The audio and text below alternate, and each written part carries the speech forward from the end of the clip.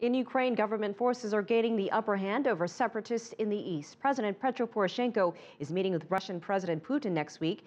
Poroshenko says he'll ask him to urge the rebels to withdraw. CCTV's Kate Parkinson reports from Donetsk.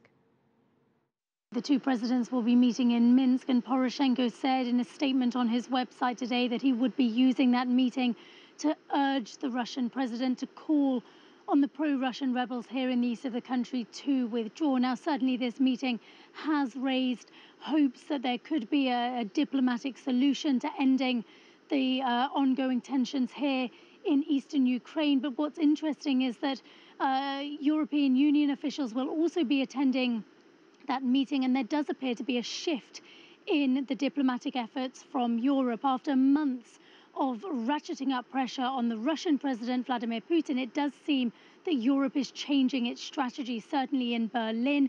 This, of course, is a German-led diplomatic effort.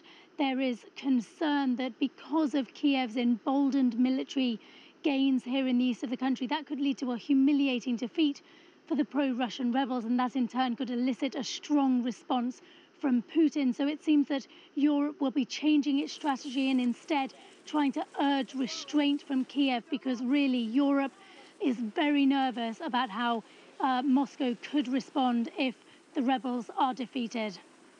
A spokesperson for the Ukrainian border guard said that the process of checking the vehicles has now officially started. The vehicles still at the checkpoint, not officially in Ukrainian territory yet. And obviously it's going to be a really long process to check those vehicles. It's a convoy of some 260 trucks.